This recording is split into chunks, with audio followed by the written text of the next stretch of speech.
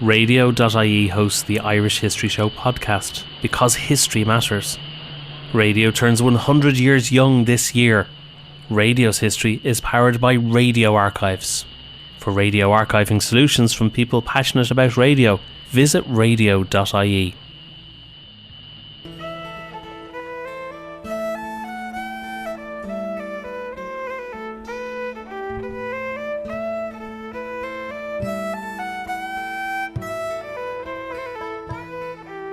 Hello and welcome to the Irish History Show. My name is Cathal Brennan, and as always I'm joined by my co-presenter John Dorney from The Irish Story. Please check out our friends at radio.ie for all your radio archiving solutions. You can find this episode and all our previous episodes on our website, irishhistoryshow.ie. You can follow us on Twitter at irishhistorypod or on Facebook, facebook.com/The Irish History Show. If you get a chance, please rate and review the show on iTunes, Spotify, Stitcher, or wherever you get your podcasts. It really does help us. And if you hear an episode you like, please share it on your social media. We are really grateful for all the support we receive from you, the listeners. John has set up a Patreon for The Irish Story and The Irish History Show, and if you would consider supporting the show, there is a link in the show notes. And thank you, we really do appreciate it. Now on this episode of the show, we're going to be looking at a project that John has been working on for the past year or so with University College Cork, and that is the Irish Civil War Fatality Project. Now, it was very interesting. About a week ago, I went to the launch at NUI in Merrion Square, and you may have seen the stuff on RTE News and on different radio shows. John was discussing it. John, can you tell us about the Irish Civil War Fatalities Project? Yeah, this is a project that was initiated by Andy Bielenberg of UCC, and Andy had previously been involved in a project to count all the revolutionary deaths in County Cork, where he's based. And this was an outgrowth of that because Andy had noticed that there was no definitive count of Civil War deaths. So there had been a Dead of the Irish Revolution project by Ewan Halpin and Daithí Ó Corráin, but that finishes in December 1921, so it does not cover the Civil War period. So Andy's initial idea was just to log the Civil War fatalities and produce a map with the geography department of UCC. But there turned out to be a lot of funding at the back end of the decade of commemorations from the Irish government. So it morphed into a much bigger project. It's going to form part of a book now, the Atlas of the Irish Civil War, produced by UCC. We were able to do a lot more with the research. I was taken on in early 2023 and about a year and a half now, and the term of the project is up very shortly. We have a few small things to do, but that's what it is. We've been able to gather a lot of information really on every fatality between the formal start of the Civil War, so the bombardment of the Four Courts and the Dump Arms Order. The terms of the project are quite restrictive in that sense, so it's not an expansive definition of the Civil War, but it's all 32 counties within those dates. Now, people may be wondering why they had never had a conclusive amount of deaths occurring during the Civil War before this project. You know, the thing about this is, though, there wasn't a conclusive count of the deaths of any period of the Irish Revolution until very recently. So the Dead of the Irish Revolution is a project that happened in the last 10 years or so, and before that there wasn't. You know, and I think the inspiration was actually Lost Lives, which was a chronicle of all the deaths in the Northern Ireland Troubles. Also, the sources weren't there before to chronicle any of it. But what was interesting is, because there was no count, and there was, to be honest with you, until recent decades, until probably the last 30 years, there wasn't really systematic study of the Irish Revolution at all. The sources weren't there, it was a bit too close in time, especially with the Northern conflict, it was possibly a little bit too close to the bone. But the Civil War in particular was under research because it was a taboo topic. It caused a lot of hurt, especially in rural communities and small communities, but also like in the Irish Republican tradition, it looms very large, like much larger than it does in the rest of the public. And in the state, it has this kind of subliminal presence, I think, as well, that the state is threatened by subversive elements. You hear this from members of the Gardaí and the army and so on all the time. Now that's also informed by subsequent events, but I think the Civil War plays a large kind of subliminal part of it. But because of all of this, I think people assumed, and they often said, without having firm data, that the Irish Civil War was the bloodiest phase of the Irish Revolution. It was by far the worst, and there was thousands and thousands killed. And you would hear this all the time, including by historians, but certainly in general conversation. And that's not the case, as we now know. Well, this is what we're going to get into now, the actual facts and figures of the count of how many people were killed during the Civil War. But before we move on to that, can you tell us, you just mentioned it there briefly, can you tell us what type of sources and archives you used to compile the figures?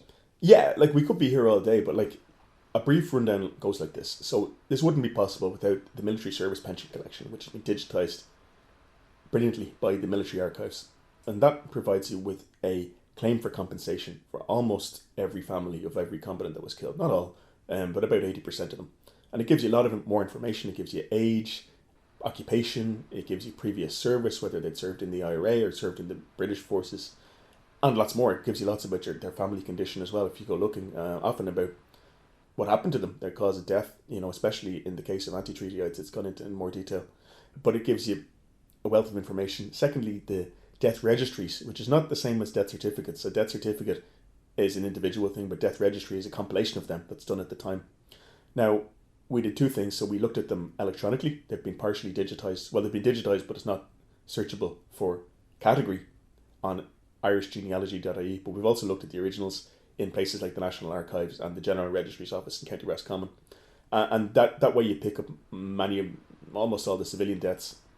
So those are the bedrock sources. But there's also a wealth of other sources. So there's files from the Department of Defence, which is in the military archives, for people applying for compensation for people who were killed and injured in the Civil War. Also, the Department of Justice, a separate file in the National Archive, and there's wealth of corroborating and contextualising detail in them about casualties.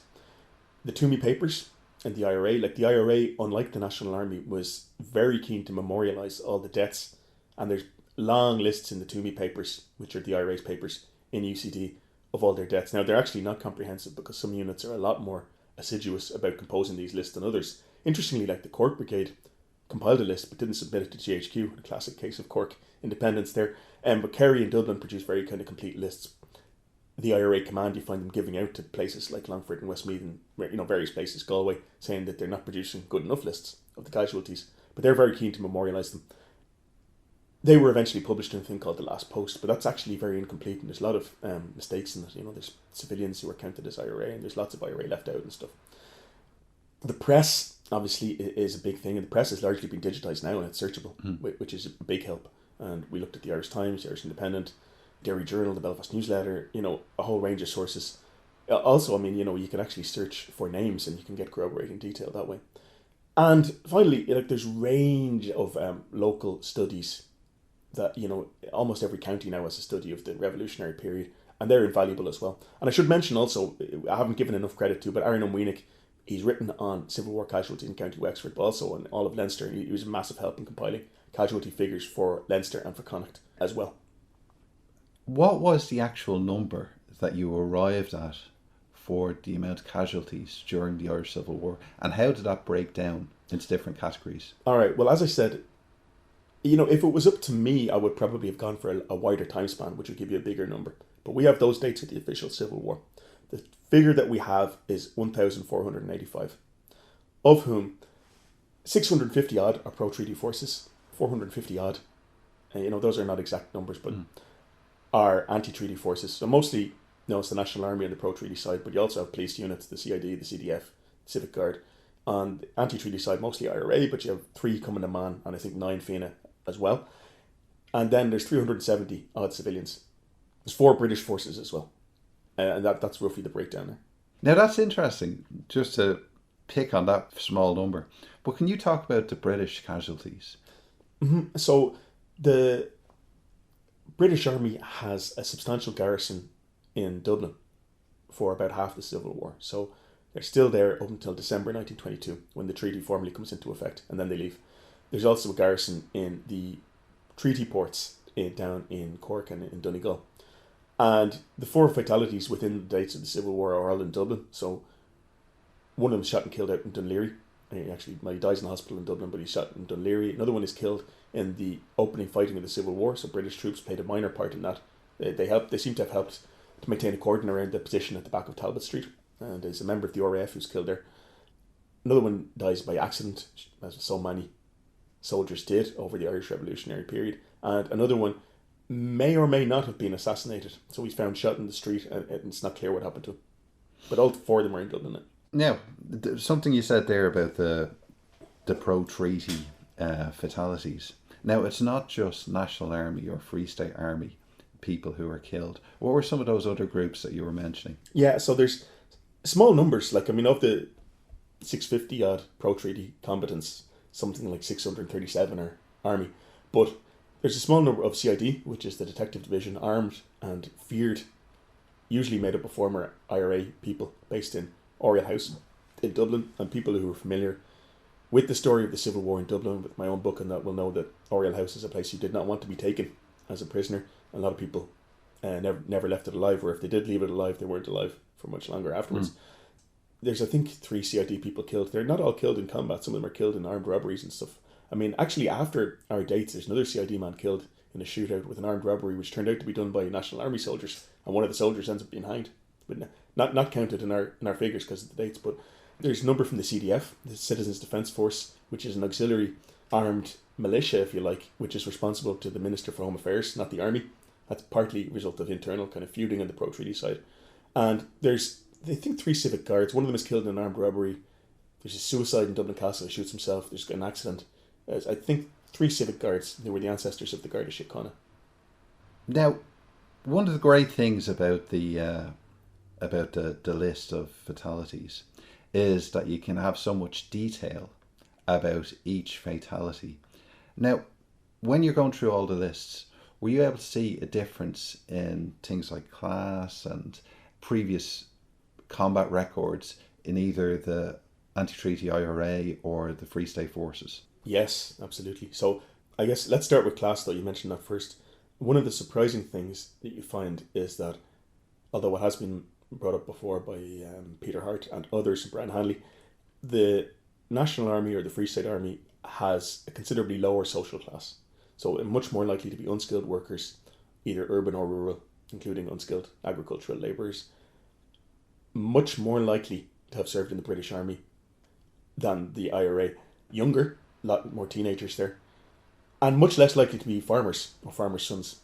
Now, what's the reason for that? Well, it's not that I think that the pro-treaty IRA, which is a minority of the IRA, had a different social background to the anti-treatyites. I think the IRA pre and post split is kind of a cross section, but it's typical member. They do have unskilled workers in it, but it's typically kind of lower middle class or upper working class, skilled working class, or farmers' sons, much more common in the IRA. So what you're seeing is the anti-treaty IRA is a voluntary guerrilla organisation. It's a cross section of nationalist society. Although there's a few outliers, like there's a handful of Scots and English who died in the IRA, for various reasons. But the National Army is recruited from the urban and rural poor because they needed a job, essentially. It's very similar to the people recruited in the British Army before that. And of course, many people commented on that. And I think that actually is part of anti-treaty invective at the time. So the pro-treaty army is a mercenary army, and they're the people from the slums, and they never understood republicanism anyway. Like a guy called Moss Hartnett says that, and he says they were signed up for 2 bob a day or whatever it was. And it also probably made the anti-treatyites overestimate the number of actual British veterans in the pro-treaty army. So the casualties are a small proportion of the total. So first of all, the casualties are light by big war standards. So of the nearly 60,000 who served in the National Army, we have a figure of 600 who died violently. There's another 200 who died of disease, by the way. And about 17% of them have been veterans of the British Army. A substantial number, but not a majority by any means. About 25% had served in the IRA. So more had served in the IRA among the casualties than had served in the British Army, which contradicts some, anti-treaty perceptions of it.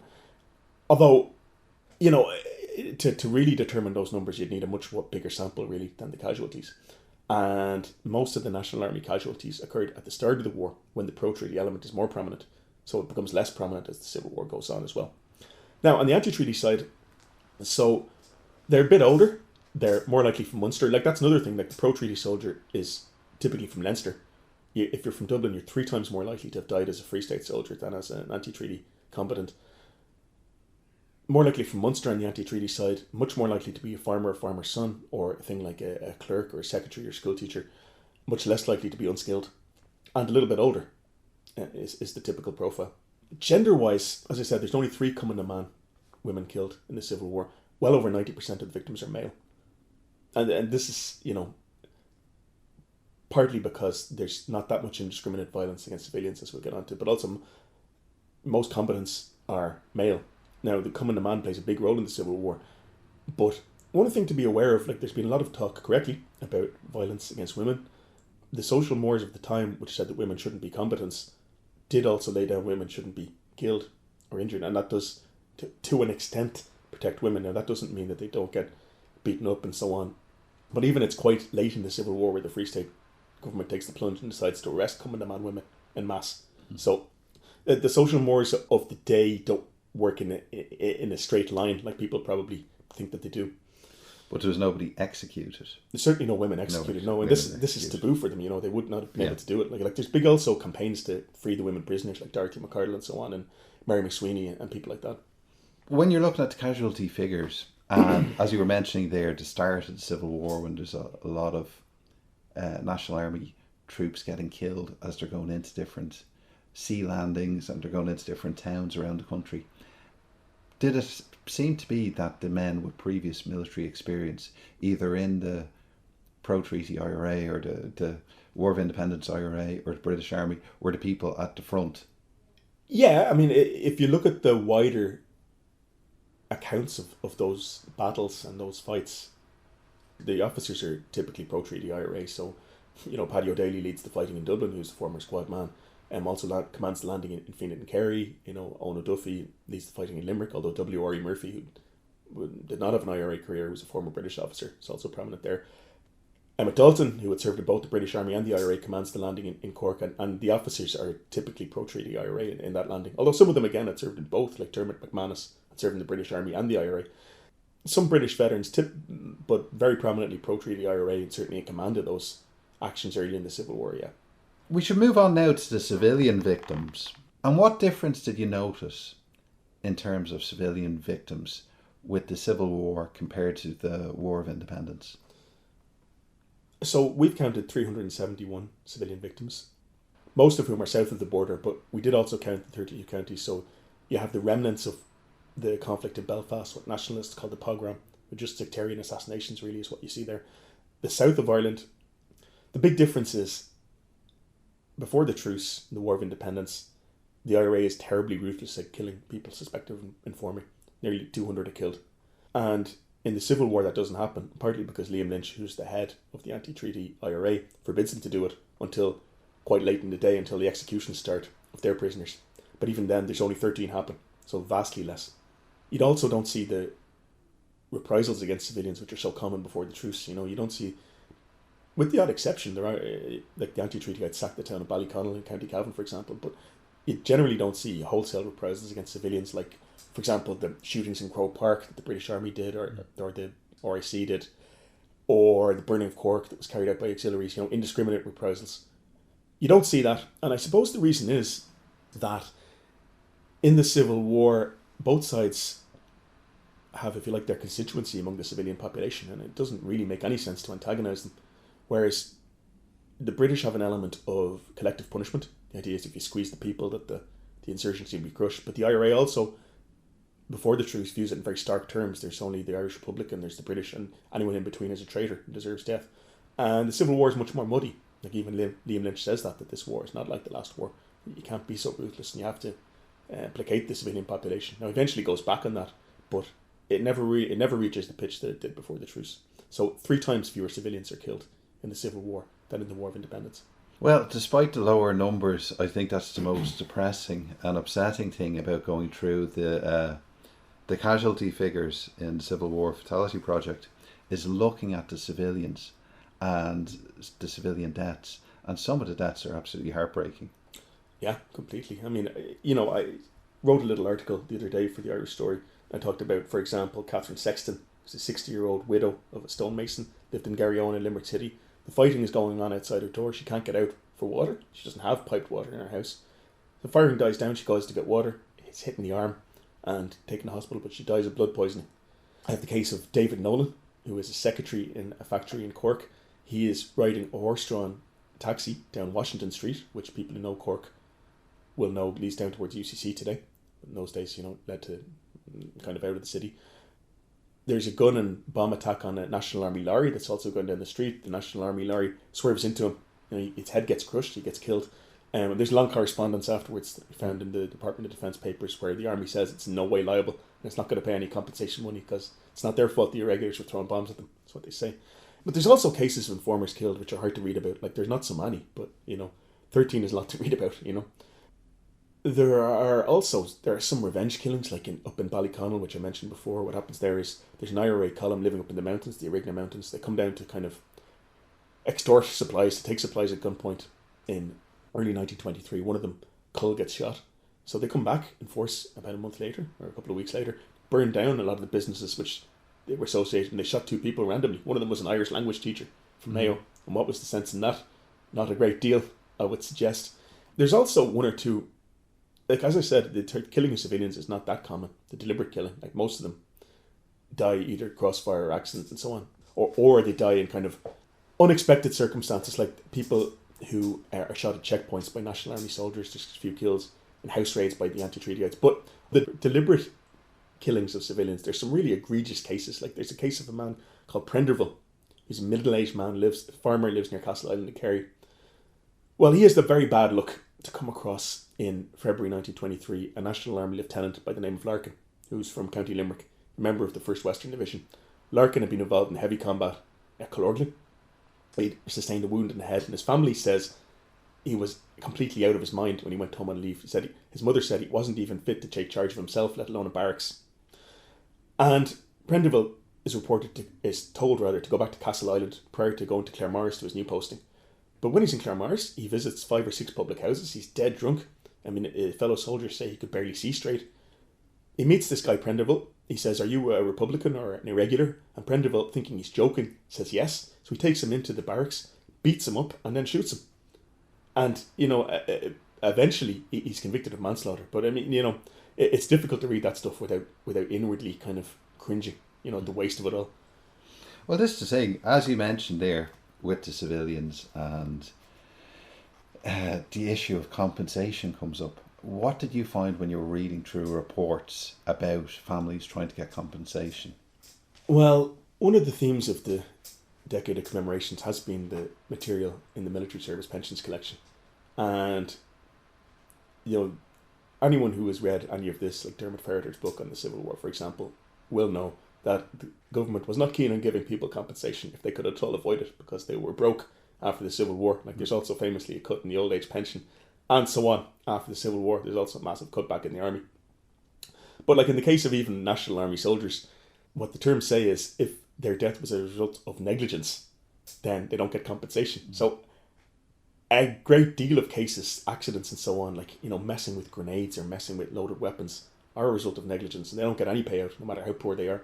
But then, you get killed in action, you get a once-off payment, but to actually get a pension for the family, you have to prove that you're destitute, basically. And there's all this kind of very humiliating correspondence among the relatives of dead soldiers, let alone civilians. In the case of civilians, it's very similar. So they have to prove that the army is at fault and not the other side, or that it wasn't an accident. But there's a long file of ex gratia payments, they're called, which are once-off payments, which you can find in both the Department of Defence and the Department of Justice. But they do everything they can to avoid paying them. You'll be unsurprised to hear. The project looked at the entire 32 counties. It didn't just look at what was to become the Free State. Yeah. What did you find when you were looking at the 6 counties during this period? Well, the chronology here is a bit skewed, right? So what we're doing is we're picking up the embers of the conflict in the north, because it's really over already. The IRA was dealt a mortal blow there in May 1922 by the botched, really, Northern Offensive, which is partially carried out, partially called off. It's a big mess. But also the Northern government introduces internment and flogging, and loads of the Northern IRA flees south. Also, it turns out a lot of Northern Catholics who fled south had not been members of the IRA at all. Like, there's about 1,000 in the Curragh who joined the pro-treaty army who were not actually IRA veterans, it turns out. And the Civil War really finished it off, so there's still units around the border and stuff, and there's still kind of some sort of plans to do something in the north, but that's all finished with the Civil War. Like, Frank Aiken gets arrested by the pro-treaty side, his whole focus had been on the north. what you're picking up, as I said, is the embers, and it's really, but you do get a taste of how ugly the conflict in Belfast in particular was. So it's nothing like really the South. It's a case of people walking onto a street where they know they're of the opposite religion, whether Protestant or Catholic. To be honest, you find both, and just shooting people, knocking on the door, sometimes asking for people and shooting them. So it's sadly reminiscent of stuff that we remember, Cathal, from our youth in the 1990s. You know, the tail end of that conflict. It's totally different. It's very sectarian. It's a lot more civilians. Like, civilians are most of the deaths in the north. They're about 80% by Kieran Clennan's figures, which is totally unlike the rest of Ireland. There's one National Army soldier who dies in Derry, having been wounded in a skirmish in Donegal. But the Irish Civil War over the treaty, notwithstanding, actually, there is a split in Belfast and there's some shots fired. It's really not a thing that happens north of the border. So, John, there's an element of the fatalities on the anti-treaty side that isn't matched on the pro-treaty side, and that's executions, either official executions or unofficial executions. Can you describe these, please? Yeah. Now, before I get into this, I want to say, put this in context. So the pro-treaty losses are higher. Like, the speculation has always been that the anti-treaty losses are much higher, and that's not the case at all. I would suspect that this is because the anti-treatyites are so much keener on commemorating them. And also they lost the war, of course. In military history, you're supposed to count prisoners as casualties. And if you do that, their casualties are much, much higher. But as regards fatalities, they're lower. Pro-treatyites take the brunt of the casualties in the fighting to secure towns and cities and stuff, what's known sometimes as the conventional phase.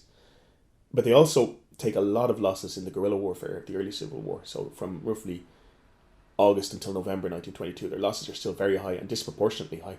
So anti-treatyites lose very few killed in the opening guerrilla phase. So on the one hand, what happens is the pro-treaty soldiers are often kind of enraged by this, particularly when they take casualties from things like mines where they can't respond. And they kill a lot of anti-treatyites just out of hand. So they capture them, and instead of taking them prisoner, they kill them. In some cases, they seek them out and kill them as kind of revenge. And there's all these really egregious cases. Like, we know of the case of the 2 Fianna boys in Dublin in August 1922, Colin Colley, 3 more Fianna boys, although actually they're counted as IRA members in the pension. But in the Red Cow murders in October in Dublin, in Kerry, there's a whole list of them. Like I mentioned before, the first Western, which is a unit from Clare and Galway and Limerick, and the Dublin Guard, notorious for killing prisoners in Kerry. So that's one category. We counted, I think, 109 of those, roadside executions. But there's also, of course, the policy of official executions. So we counted 81 of them. There's 2 more just outside our dates in Tuam, which brings it up to 83. The official executions are instituted by the government essentially to break the will of the anti-treatyites. They're started in November 1922, but they're really ramped up in 1923. The biggest single month is January 1923. And the funny thing is, so fatal violence actually going down, but the executions go up because the government is trying to break the will of the anti-treatyites to call off their campaign, which by this time is mostly sabotage and destruction of roads and property and intimidation of tax officials and so on, because it's bankrupting the state. So the key thing is here, you have 2 rival perceptions of what's happening. So the pro-treaty side saying, our boys are getting killed all over the place, often when they can't respond, by people who will just put up their hands then and surrender.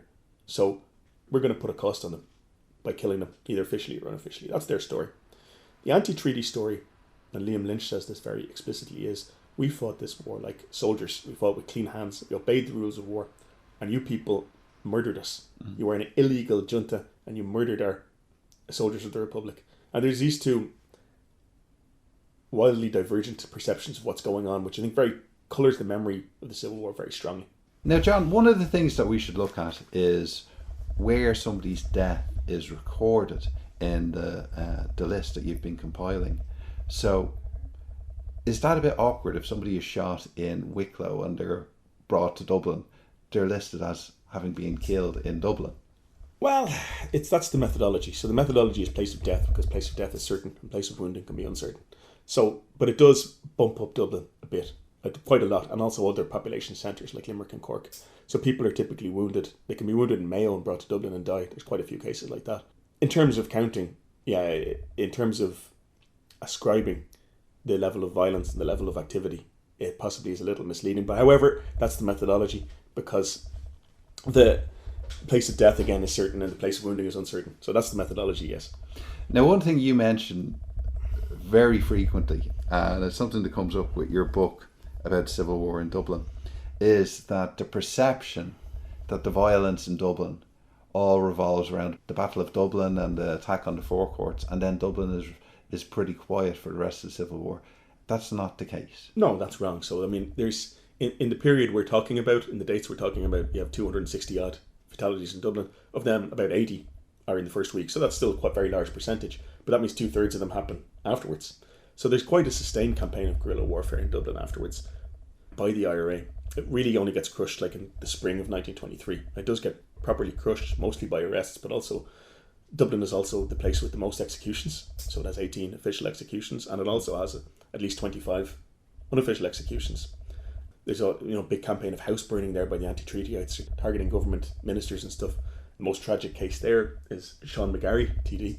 His son, Easter Rising veteran, by the way, his son, Emmett, 7 years old, dies in a blaze because his house in Fairview is burned down. There's one other, it's a civil service employee who dies in a fire in Dublin as well when they burn down the Customs and Excise office, I think, on Beresford Place, beside Liberty Hall. Yeah, I mean, Dublin is actually the county with the highest number of fatalities. Now, that said, because lots of people die in hospital in Dublin, having been brought there from elsewhere, and because there's so many accidents there, I mean, about 30% of the National Army deaths die by their own hands, by accidents involving firearms or explosives or vehicles. And a lot of them happen in Dublin because so many are stationed there. That bumps it up a little bit. But in terms of the numbers, Dublin is the number with the highest absolute number of fatalities. Now, you're mentioning accidents there, and we've talked about how some of the National Army soldiers would have had previous military records in the IRA or in the British Army, but a lot of them have not. When you're looking at the death certificates, are you shocked that some people with virtually no training are given weapons and put in combat situations, or even put in situations in the barracks where they could do serious injury to themselves or somebody else? Yeah, I mean, am I shocked? No, because, they recruited so many people, and as Sean McMahon, who is the Army Quartermaster General, says, they had to be shown the mechanism of a rifle on the way to the fight. There was just no choice from their point of view. So am I shocked? No, I'm not shocked. But typically what you find actually is some accidents happen in combat. People shoot each other by mistake, but they more often happen in the barracks. And actually accidents go up towards the end of the Civil War when there's much less combat, where people are lazy and careless.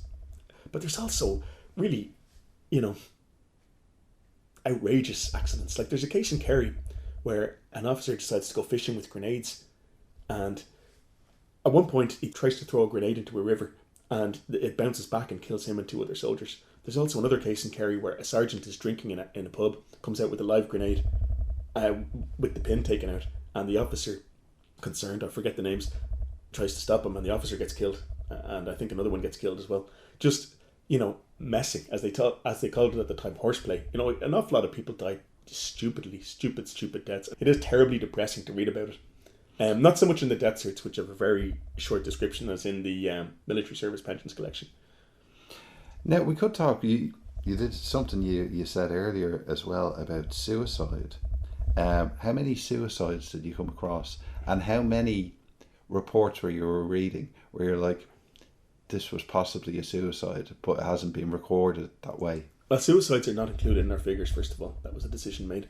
There's some suicides, yeah, and particularly in the National Army, and there's 2 in the Civic Guard as well. Not as common as before the truce, though. The British Army is much more susceptible. In fact, there's a few British soldiers in our period in Dublin who'd also died by suicide, 3 or 4, who are not included in our figures. In some cases, though, I mean, there's a lot of cases of people shooting themselves with rifles and revolvers in the barracks, and some of them may indeed have been suicides, but they're put down as accidents. Among the wider population, there's a certain amount of suicides, but you're going to find, I don't know if they're out of whack with the general thing. Now, at the time, they would usually say they did what they did in a moment of temporary insanity, because suicide is a crime at the time, and there's all sorts of religious implications as well. It's also a sin, and the body isn't buried in consecrated ground, and typically the formula is they were suffering from temporary insanity when they did this, so therefore it's not a suicide. But yeah.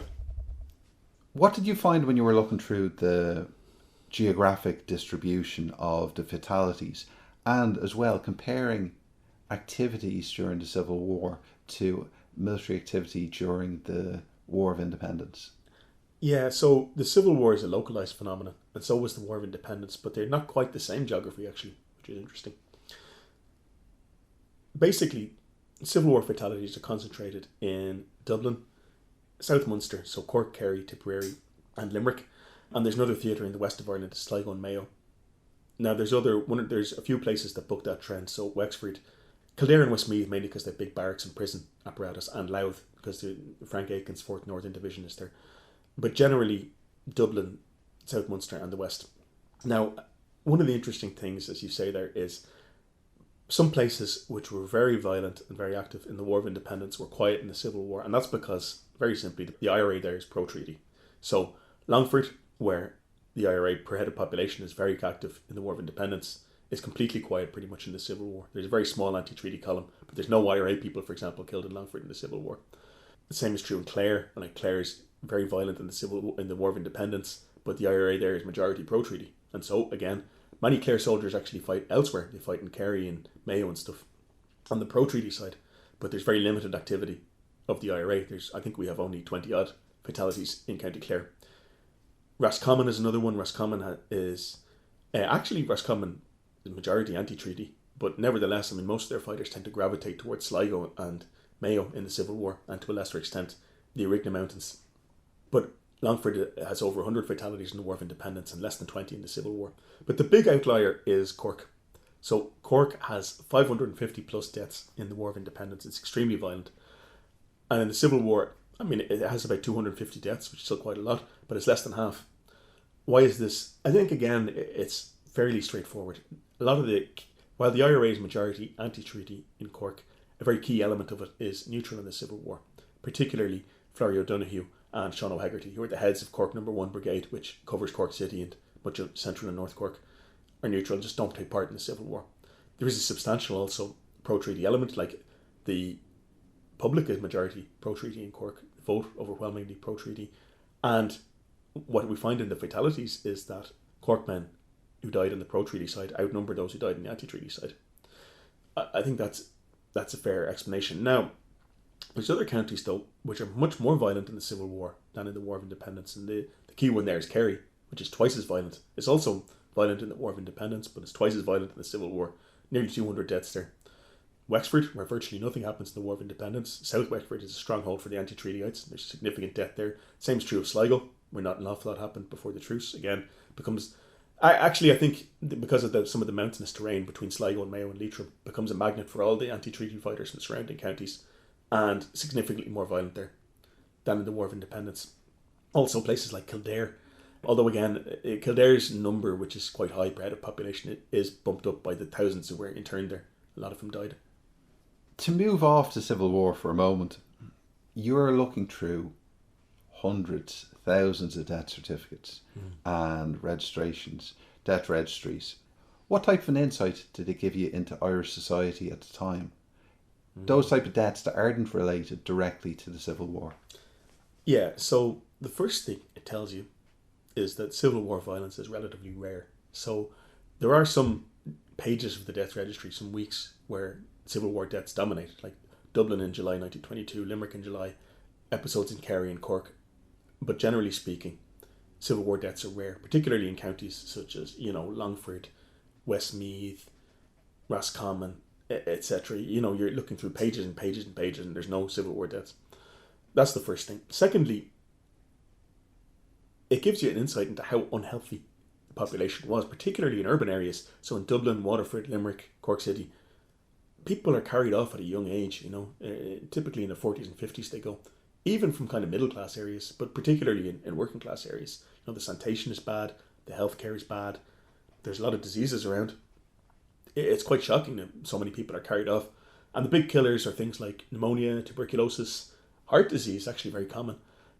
Cancer you don't see so much, but possibly because they didn't diagnose it. You see a lot of what we'd consider very vague cause of death, like debility, weakness.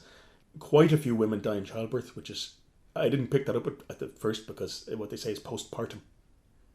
Interestingly, when you get out into the rural areas, people are much healthier. They die a lot later. They die in the 70s, 80s, 90s. I think there was even one or two over 100.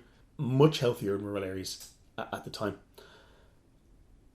You do come across, though, a lot of things like farm accidents. Like there's one or two deaths with firearms, which turned out not to be Civil War deaths, which were deaths with shotguns. But, quite a few farm accidents and fires. Particularly older people would die because they've an open fire in the house. Clothing can catch fire and things like that.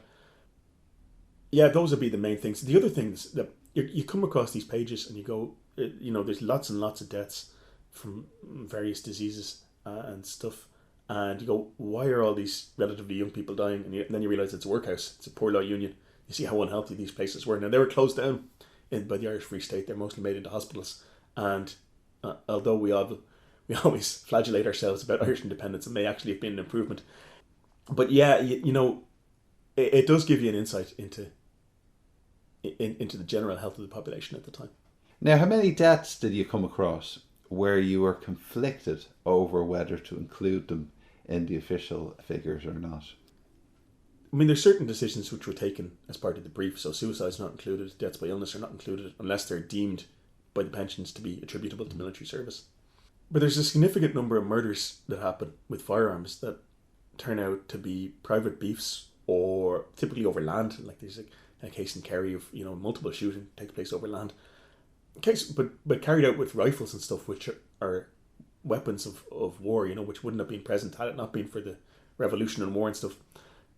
There is a case in Mayo where there's a multiple burglary on a family who I think are a Protestant family, and there is a girl of the family killed. Also, one of the attackers is killed. So there's a shootout, but it turns out to be apolitical, so that gets stricken from the record. There's a case also I think it's in Mayo or Sligo, where a man shoots his wife, and he says it was the irregulars called to the house and shot her. It turns out he shot her, and that was included for a while, and then it struck off again. Mm-hmm. So those are some of the borderline cases. There's also cases though where you really just don't know what happened. Like in the early days of the Civil War, I think on the second day of this, after the Four Courts bombardment started, second day of the Civil War, if you like, there's a guy who is a traveller, so he's referred to as a member of the Tinker class in the documents of the time, which of course is not language we'd use today, but he's found shot up in North County Dublin with a revolver, and nobody seems to know what happened to him. He does get included because we just don't know. It may or may not have been a Civil War death. Because this list is an act of remembrance, in a way, an official act of compiling figures. How were the Civil War deaths remembered? So you have a wide disparity, of course, between the anti-treaty side, which made big efforts to try to commemorate their deaths. And as I said, in 1924, the IRA issues a directive to all its units to compile lists, and some do it better than others, but they do produce lists of the dead. Also, I mean, there are hundreds of little monuments around the country produced by the National Graves Association.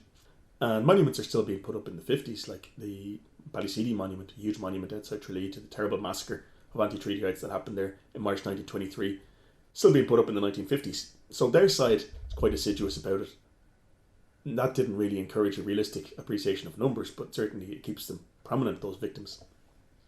On the pro-treaty side, there's nothing like that, which is an odd thing. Like Anne Dolan has written about this, for example, but the pro-treaty side do not seem to want to even really count the dead, let alone commemorate them, which is very odd. And for example, in Glasnevin Cemetery, soldiers are buried 2, 3, 4 at a time, and they're buried near the grave of Michael Collins, who obviously is a big grave, but they're not marked until the 1950s. There isn't even a plaque.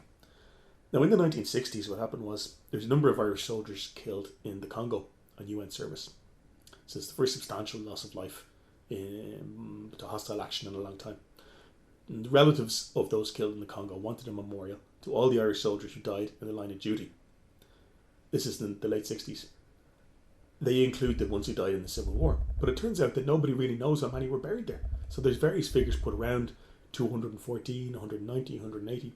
And finally they put up a memorial in 1968, which has the names of 183 soldiers buried there in Glasnevin Cemetery in Dublin.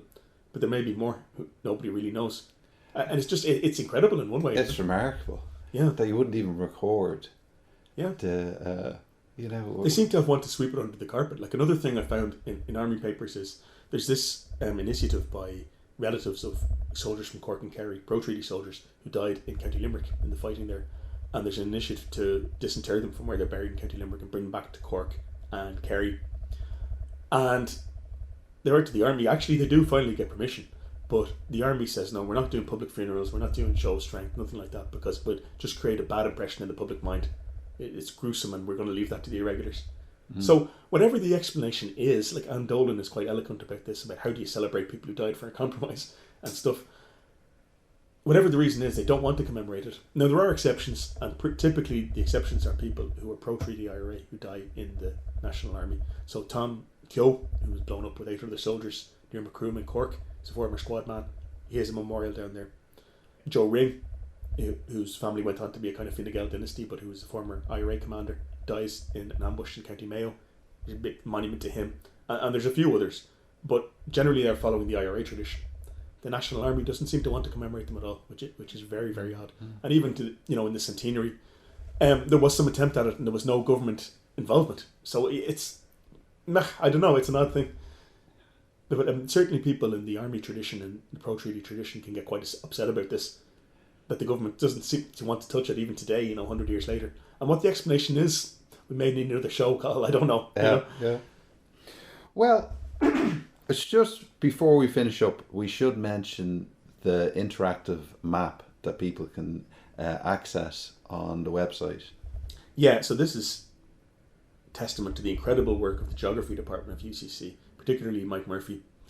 And it's just remarkable, so every death is logged to the location of death, which concentrates on hospitals and barracks and stuff because of the methodology. But you can zoom in, you can search every townland, you can click on the dot, and the dot is a death, It's just remarkable. It's really well presented as well, if I may say so. I had nothing to do with it, so I can say that. But I mean, at the launch, though, Mike Murphy made a good point, and he said it's a beautiful map, and we can focus on the technology, but each one of these is a death, and it's important to remember that too. That's true, and anyone listening, you might be curious about what happened in your locality, and you can just click through it and you see who died in your area. And it can always be added to in the future if any other deaths are discovered. Yeah, so I mean, there may be an expansion of the project in the future to talk about, all the dead of the last phase of the Irish Revolution, and which will add quite a few more names, north and south. But as it stands, you can still see all the dead of the dates of the official Civil War. Now, John, before we finish up, can you tell people where they can look at the website? Yeah, so what you need to do is search for UCC Civil War Fatalities Project, and there you will find the list of dead, you will find the interactive map, you'll also find a research findings section where an article by myself and Andy Bielenberg, the head of the project, and also we have separate articles on Republican dead, civilian dead, National Army dead, child dead by Helene O'Keefe. Helene O'Keefe deserves a big mention as the coordinator of the project as well. On the RTE history website, you will find a selection of wider articles, which also they include those, but they also include articles on the war in the localities, or the casualties, the localities, Dublin, Cork, Kerry, Tipperary, and so on, Mayo, etc. So between the two, you have a wide range of resources available online. Now, thank you very much, John. And we should also mention as well that you wrote a very good article about your personal experience of working on the project, and that's up on your website, theirishstory.com. So, you can find this episode and all our previous episodes on our website, irishhistoryshow.ie. You can follow us on Twitter @irishhistorypod, and that's probably the best way to contact us. Or on Facebook, facebook.com/The Irish History Show. And if you get a chance, please rate and review the show. It really, really does help us wherever you get your podcasts.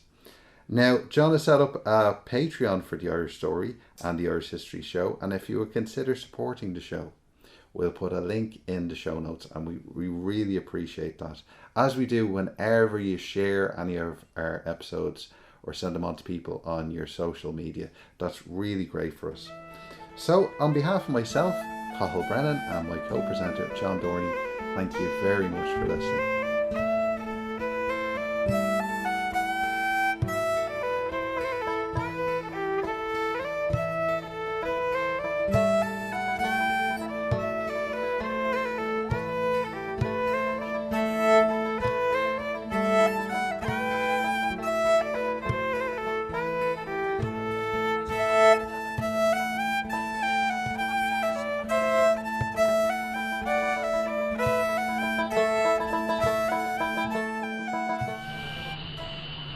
Radio.ie hosts the Irish History Show podcast because history matters. Radio turns 100 years young this year. Radio's history is powered by Radio Archives. For radio archiving solutions from people passionate about radio, visit radio.ie.